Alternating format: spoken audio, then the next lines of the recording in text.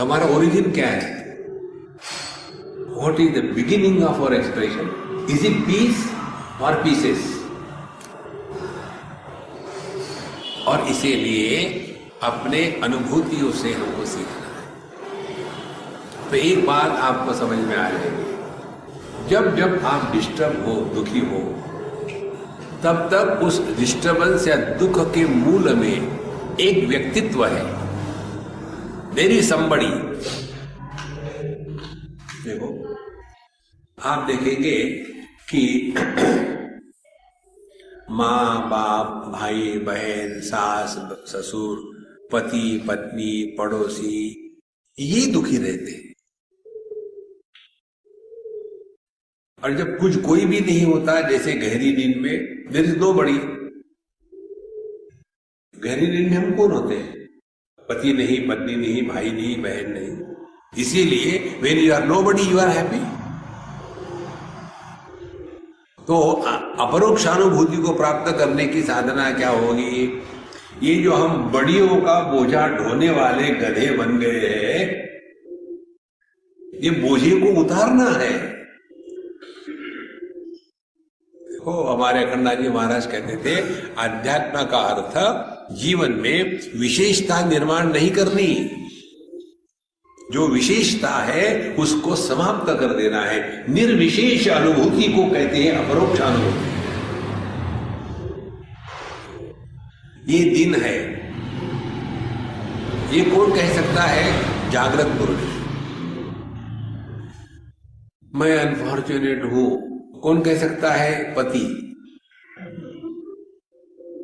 देखो महाराज, और यह अच्छा सपना था, कौन कह सकता है? स्वप्न पुरुष। जागृत पुरुष ये नहीं कह सकता कि सपना अच्छा था, क्योंकि सपने में जागृत पुरुष था ही नहीं, वहां स्वप्न पुरुष था। फिर गहरी नींद बहुत अच्छी थी, कौन कह सकता है? सुषुप्त पुरुष, प्राज्ञ। जागृत पुरुष नहीं कह सकता कि नींद अच्छी थी। तुमको कैसे मालूम? नींद में तो तुम थे नहीं। देखो, बिल्कुल सिंपल बात है। इसीलिए जो निर्विशेष है, निर्विशेष क्या होगा? पति होते हुए भी दुखी नहीं होता, वो आदमी है। और पत्नी नहीं होते हुए भी जो दुखी होता है, वो संसारी है। देखो, आदमी पत्नी होने से ही दुखी नहीं होता, पत्नी नहीं होने से भी दुखी होता है, इसीलिए शादी करता है और फिर दुख को जारी रखता है। पहली आदत है। तो महाराज, बड़ा सिंपल है अध्यात्म, कहीं कठिन नहीं है, कोई कठिन नहीं। इसीलिए इस निर्विशेष को प्राप्त होना है। तो जैसे जो शुद्ध चेतन सत्ता जागृत को आधार देती है, लेकिन जागृत पुरुष नहीं बनती। जो निर्विशेष सत्ता स्वप्न को आधार देती है, लेकिन स्वप्न पुरुष नहीं बनती। जो सुषुप्ति को आधार देती है, लेकिन सोती नहीं।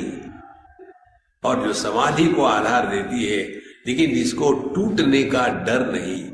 यह सभी अनुभूतियों का जो एक निर्विशेष आधार है, वो अपना स्वरूप है।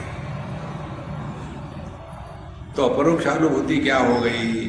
अपरोक्षानुभूति हो गई ये निर्विशेषता का अनुभव, ये हो गया अपरोक्षानुभूति।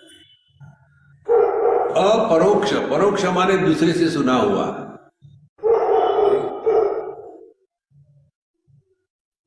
दूसरे से सुना। हम लोग गए थे स्विट्जरलैंड, बहुत अच्छा था, इतना क्या बताया, बता ही नहीं सकते। दूसरे से सुना, फिर दूसरे को बताया, देखो एक हमारे मित्र थे स्विट्जरलैंड गए थे, इतना अच्छा था, इतना अच्छा था, बोल रहे थे, बता ही नहीं सकते। तो फिर क्यों बता रहे? तो किसी से सुनकर के जो बात बताई जाती है वो परोक्षानुभूति है। और जिसने स्वयं देखा है अपना डायरेक्ट अनुभव है, उसको कहती है अपरोक्षानुभूति। अब ध्यान से सुनना। रूप रंग के अनुभूति के लिए आंखों की अपेक्षा है। शब्द के श्रवण के लिए श्रवण शक्ति की आवश्यकता है।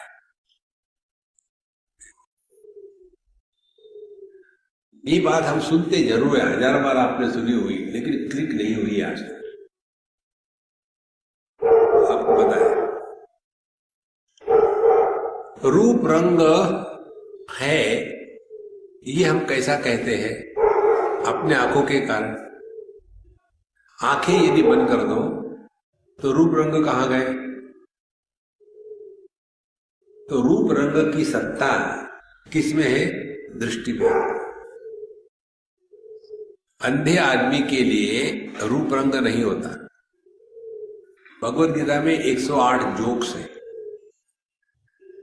यदि आप भगवत गीता के 108 जोक्स को ढूंढ के निकालो तो आपने भगवत गीता का योग्य अध्ययन किया है। एक जोक आपको पता है, बाकी का होमवर्क। विश्वरूप का दर्शन जब भगवान कृष्ण ने अर्जुन को कराया और इसका रिपोर्ट जब हमारे संजय महाराज दे रहे थे धृतराष्ट्र को, तो क्या कहते हैं? हे राजन, यदि आकाश में एक ही बार हजारों सूर्य उदय हो जाए तो कितना प्रकाश होगा। उससे भी बढ़कर के इस विश्व रूप का प्रकाश था। अब इससे बढ़कर के क्या जोक हो सकता है?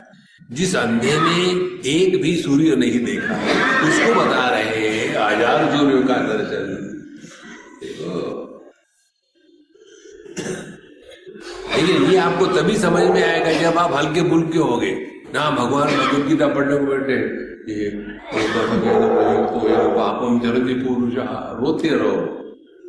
भगवत गीता पढ़ते समय अर्जुन को मारो गोली, कन्हैया को पकड़ के रखो, मजा आएगा। ये अर्जुन को लेकर के भगवत गीता पढ़ोगे तो दुखी हो जाओगे। देखो, इसीलिए सत्संगियों के पास जाओगे तो दुखी हो जाओगे, ऑर्डिनरी आदमी के पास जाओ तो मस्त हो जाओगे। ये सत्संगी स्पॉइल्ड होते हैं। अच्छा महाराज, यह अपरोक्षानुभूति अपने जीवन में उतारने के लिए साधना हो गई। अपने अनुभूतियों से अपने आप को सीखना है।